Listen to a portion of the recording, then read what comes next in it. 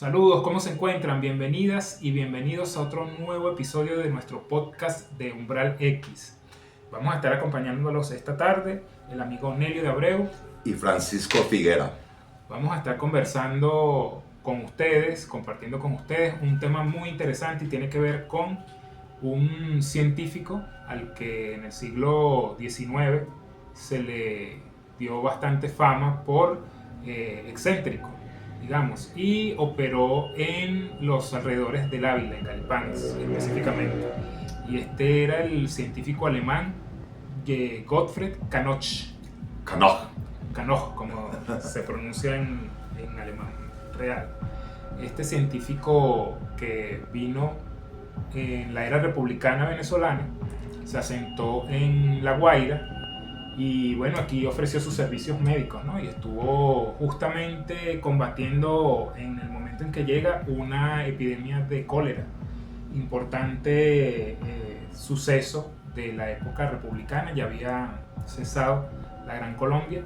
Estamos hablando más o menos del año 1840, cuando este científico alemán llega a Venezuela y se asienta pues en La Guaira y comparte sus conocimientos médicos y logra erradicar la cólera en ese momento, el cólera. Claro, porque él básicamente cuando llega a Venezuela, llega como médico para atender a esta gran población que había en La Guaira con esta epidemia de la época. Exactamente.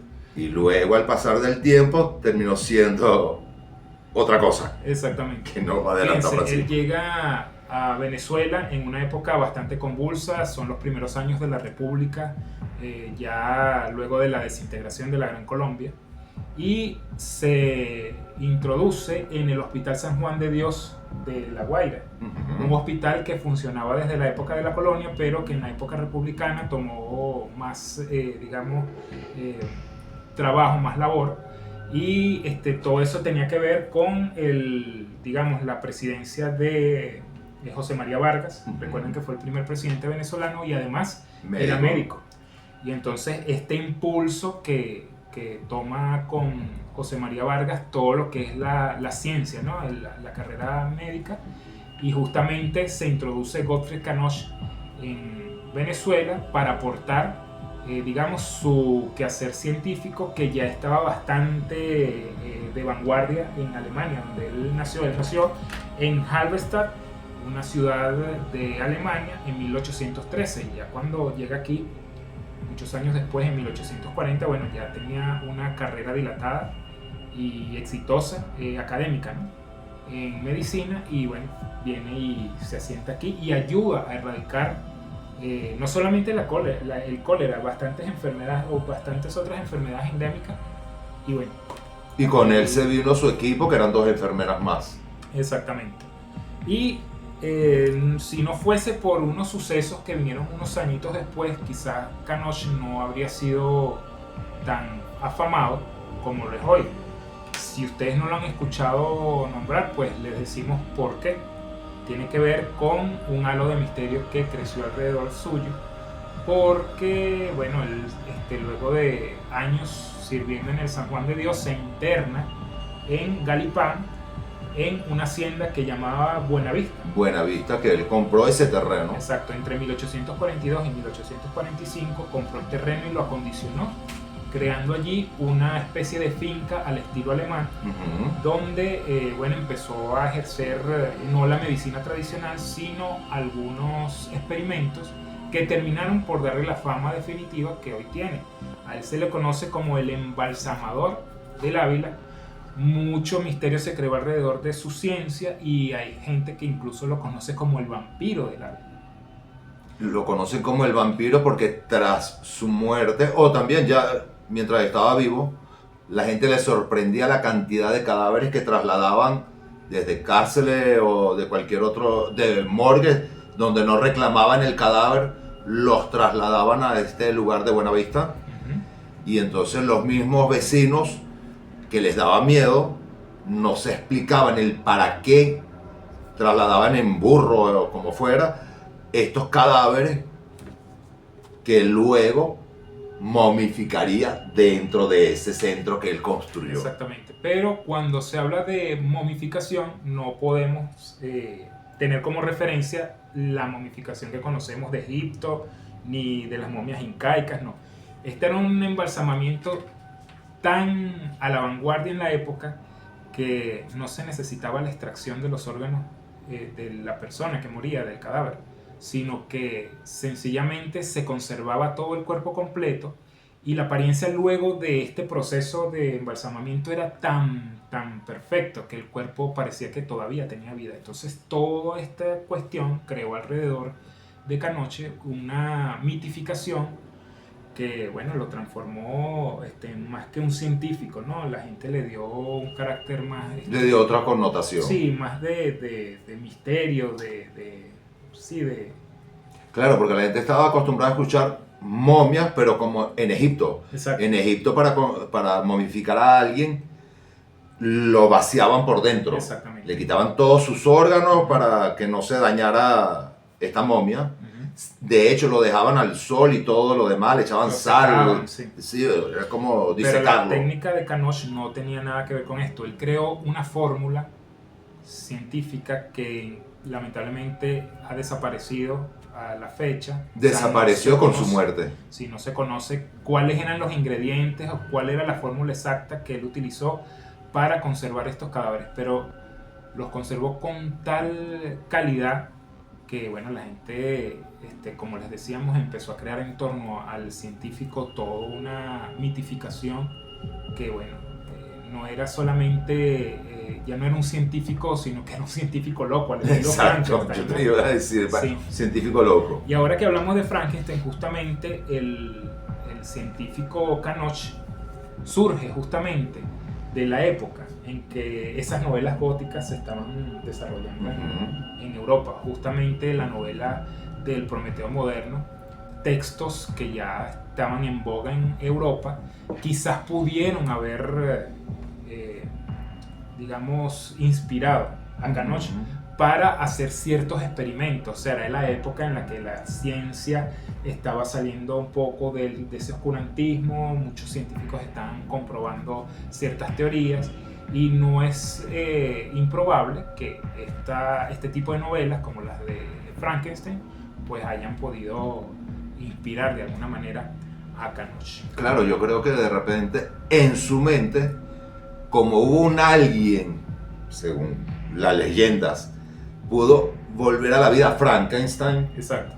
Lo pudo volver a la vida, quizás, esto es un quizás especulando, Exacto. Canoche también se creó su propia fórmula para mantener ese cuerpo con todos sus órganos, con todo en su lugar, quizás para que en un futuro él pudiera descubrir la fórmula de revivirlo, sí, a ese cadáver, es probable, y que pudiera darle continuidad a su vida. Exacto, teniendo todos sus órganos.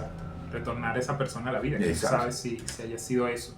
Pero la cuestión es que Canoche no solamente intervino un cadáver, intervino decenas de ellos y ganó mucha popularidad porque en algún momento pues intervino el cadáver de un político importante, un periodista importante de la época que también fue político, Thomas Lander, que bueno, sobre este cadáver se generó mucha notoriedad en la época de finales del siglo XIX. Claro, como Lander venía de una familia acaudalada. Sí. Entonces, la familia se enteró que existía Canoche y que él momificaba a la gente que pareciera como si la persona estuviera viva. Exactamente. Se quedaban como intactos. El color de la piel, todo quedaba perfectamente igual. Exacto. De hecho, Lander pasó 40 años sentado en la sala de su casa. Exactamente. Eso fue por lo que ganó notoriedad el caso de Lander, porque no solamente lo momificó, sino que fue tan perfecto, ¿no? El proceso de embalsamamiento que Lander no estuvo metido en un féretro como se pudiera pensar, ¿no? Las grandes momias que han sido exhibidas, los grandes mandatarios que han sido exhibidos en bóvedas de cristal, ¿no? En este caso Lander fue sentado en un escritorio y puesto allí pues como en la sala de su casa durante 40 años. Tanto generó notoriedad este caso, que 40 años después tuvo que intervenir el gobierno del momento, La iglesia. Exacto, y varias instituciones para que la familia le diera cristiana sepultura al cuerpo de Lander, porque la gente hablaba mucho del asunto y esto se estaba volviendo como un caso de dominio público y estaba como que exacerbando, ¿no? Digamos, entre los credos, las tradiciones, las creencias, estaban rayando con lo que la iglesia pues estaba, venía imponiendo. Claro, porque en yo la en contra de la sociedad. iglesia, porque Exacto. según la iglesia No, hay que darle exacto. cristiana sepultura a alguien que haya Exacto. fallecido. Entonces fíjense que en torno a esa figura de Canoch, no solamente durante la época en que estuvo muy activo embalsamando cadáveres, sino incluso luego de su muerte, porque estamos hablando que lo que ocurrió con Tomás Lander, 40 años después ya no existía, no estaba en vida Canoch. Y entonces todavía estaba generando inquietud en la población las técnicas de este científico alemán. El caso es que durante su proceso de vida, cuando ya estaba en Galipán, en su hacienda, en Buenavista, bueno, intervino decenas de cadáveres, ya les habíamos dicho, pero no es que solamente las intervino, sino que las logró colocar como en una exposición, ¿no? La gente sabía de este mausoleo, pero no era un mausoleo cerrado, sino era como que a la vista de todo. Claro, porque fíjate que hasta estos soldados que él momificó, él los colocó en la puerta de su casa como los agentes de seguridad, pero eran unas momias. Exacto. Lo que tenía allí. Igual momificó a toda su familia y las colocó en el jardín de su casa como un día normal, ¿verdad? sí. Como habituales. Como cuando se sentaban a hacer, no sé, una Mascotas parrilla, una también. cosa, claro. Tenemos entendido que también mascotas. Sus perros Exacto, también los sus momificó, también estaban, era como una casa de muñecas. Acomodó todo y organizó todo. Todas sus piezas como para una exhibición, parecía un museo prácticamente. El que llegaba a su casa, si no sabía que esa gente estaba muerta, capaz que hasta lo saludaba, pero Sí, ¿cómo está sí. ahí? Pero claro, esta cuestión, me imagino que en esa época generó tanta controversia y tanto miedo que la gente obviamente no se acercaba al lugar en el que vivía este científico. Por lo menos en vida, la gente le rehuía. Y por eso es que se generó todo el mito de Canoch, porque la gente no lo veía como un científico, sino como un loco. Claro, porque también habían cuentos y leyendas de allá mismo donde él vivía, que cuando caminaban al atardecer, en el anochecer, por los caminos cerca donde él tenía este lugar, esa hacienda, escuchaban voces y la gente temía que fueran los muertos que le habían embalsamado pidiendo auxilio para huir de allí y todas estas cosas cuando muere alguien en algún lugar específico, no de la mejor manera, Sí. que la gente siempre escucha voces, escucha ruidos y entonces lo va a asociar siempre a ese caso, sea cierto o no, pero lo asocian a eso. Sí, justamente entonces se crearon muchas leyendas alrededor de Canoch. Entonces no solamente era embalsamador, era vampiro, era generador de muerte. Sobre su hacienda entonces corrían fantasmas, espíritus de esta gente que no recibió cristiana sepultura. Entonces se generó todo un mito alrededor del científico.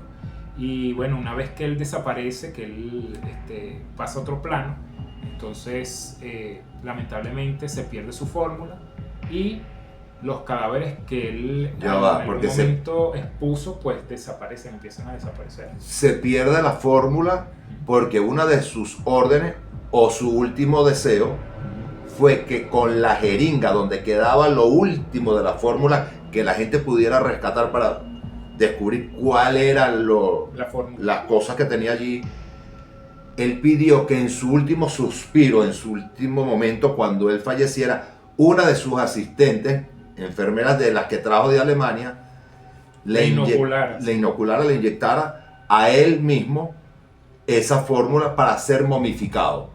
Y entonces, al ella vaciarlo en el mismo Canoche, se perdió todas las pruebas, todo. Y luego, ese mismo espacio donde estaba Canoche momificado, con toda la familia momificada, sin ningún diario, sin ninguna agenda escrita, nada, fue vandalizado. Exactamente.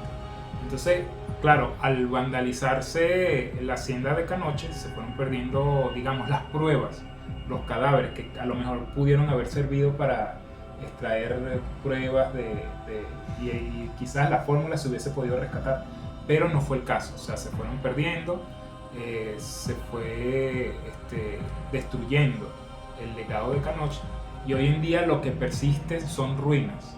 Ahora Pero yo me pregunto, no persiste uno de los cuerpos embalsamados de este científico como testimonio de lo que pero generó en esa época. esta gente, los antropólogos, y toda esta gente que escarba, que busca y todas esas cosas, esa gente no ha podido dar con una gotica de esa fórmula en una piedra, en donde haya caído un brazo, un algo de... No, lamentablemente no persiste ninguna prueba o ningún material que contenga esa fórmula y que pudiera Yo creo que si la gente que se encarga de esas cosas empezara a tocar, a buscar con tanta tecnología que hemos avanzado. De pronto pudiera ser, pero hasta el momento los científicos venezolanos no han dado testimonio de que O no le han dado el interés o no les ha importado. No ha trascendido a la opinión pública tampoco, porque pudiera ser que todo esto... Yo creo que sí ha trascendido, porque yo he hablado con mucha gente de Vargas y le hablo de este episodio y todo, sí, yo sé de qué se trata. Claro, pero o sea, en la cultura popular se mantiene el mito de Canoche, pero científicamente hablando no hay, digamos, alguna institución que avale que esa fórmula se pudo haber rescatado, que persista, que esté en manos de las autoridades, porque hasta lo que se sabe es que eso se desapareció. Eso desapareció.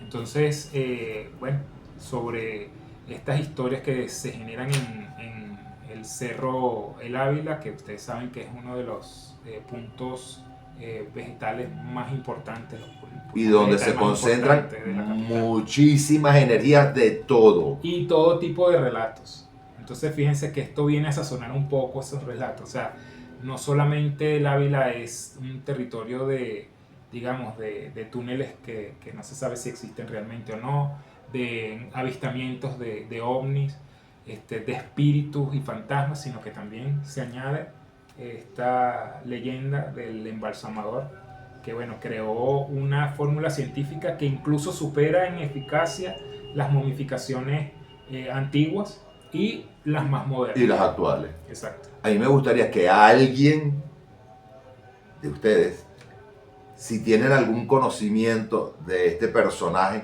que nos informaran, nos dijeran, nos comentaran aquí en la caja de comentarios, o que nos escriban a nuestro correo umbralxparanormal@gmail.com y nos digan qué saben ustedes, qué han investigado ustedes, qué le han contado a ustedes, cómo realmente pasó todo. Exactamente. Porque por más que busque, son historias dispersas. Sí, sí.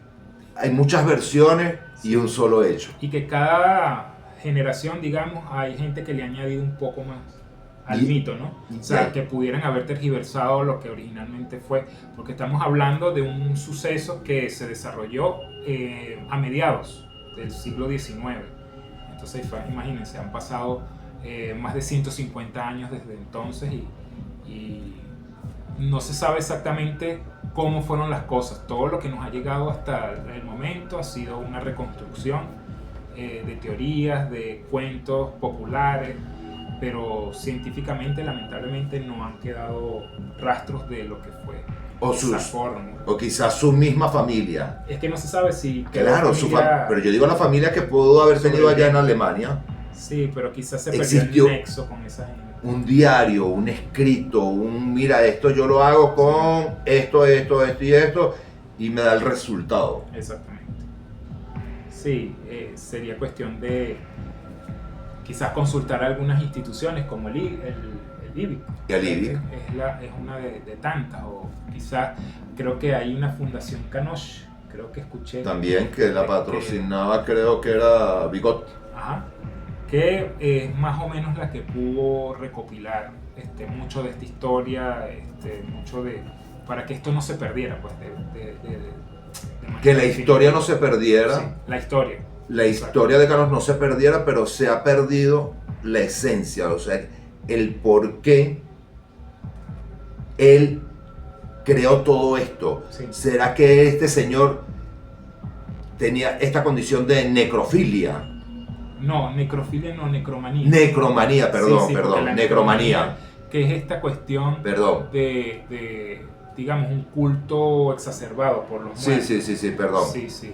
Entonces, La necromanía. La necromanía. Entonces sí, es probable que, bueno, como, no sé, como muchas otras cosas, hay gente que le gusta fotografiar muertos, hay gente que le gusta maquillarlos, hay gente que le gusta vestirlos. Claro, la necromanía es el placer que sí, te da ver el cadáver. Exacto, ver un cadáver o la muerte en sí, o sea, el proceso de la muerte. Disfrutas, te causa placer ver muertos, tocarlos quizá. La gente que va a un velorio y que te dice, yo tengo que ver al muerto. Por ejemplo. Yo soy uno de esos, o sea, yo tengo que verlo.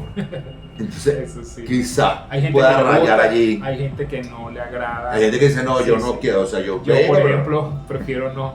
Y cuando no conozco al difunto, menos. Yo sí soy chismoso, yo voy, permiso para ver, no lo conozco, pero bueno, ya lo vi. Pero eso es lo que es la necromanía. O sea, y claro está, se pudiera, según lo que ha sido la historia de Canoche, pensar que este científico era un necrómano. O sea, le encantaba o disfrutaba estar rodeado de muertos. De hecho, hay una parte donde dice que cuando él los estaba momificando, él conversaba con los muertos, él le iba contando su vida, el por qué lo hacía y cómo se sentían ellos, cómo te vas a sentir si te están momificando. Sí, bueno, a lo mejor también es un poco lo que tú dices, que lo hacía con la esperanza de que en algún momento pudiera conseguirles las curas y traerlos de nuevo a la vida. Yo sí creo más en eso. Es más, se me asemeja al cuento, porque es cuento, de Walt Disney, que lo habían congelado para luego en un futuro, que ya ese futuro que habían nombrado ya pasó. Y nunca lo revivieron. Exacto. No, y después se descubrió que todo siempre fue un mito, que esto no era verdad, que este cineasta haya sido congelado para curarlo en la posteridad. Esto siempre fue un mito de Hollywood. De hecho, sus cenizas están en un cementerio allá en Estados Unidos. Sí. Pero volviendo a Carnot, yo sí creo que lo que estaba haciendo era mantener esos cuerpos para que en un futuro, con la ciencia avanzada, poder traerlos a la vida nuevamente y ver cómo reaccionaban. Es probable. Y más con esto de la necromanía, entonces puede ser aquí te tengo, cuéntame qué sentiste tú en ese umbral, en ese portal que cruzaste. Exacto. ¿Qué hay de aquel lado? A ver si yo me puedo crear otras cosas más para que no exista la muerte y que la gente le dé continuidad a la vida. Sí, bueno, saben que la muerte siempre ha generado curiosidad.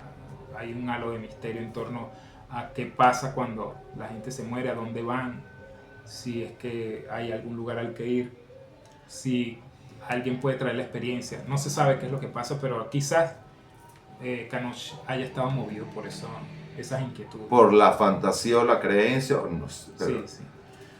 Pero bueno, eso es parte de otra historia.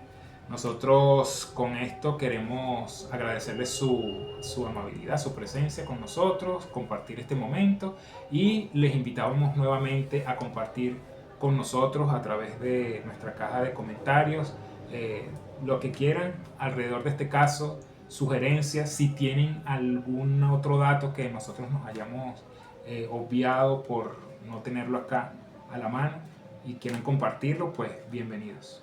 Y por favor, suscríbanse al canal. Claro que sí. Entonces nos despedimos por hoy. Esto fue Umbral X, el podcast. Será hasta una próxima oportunidad. Muchísimas gracias. Hasta luego.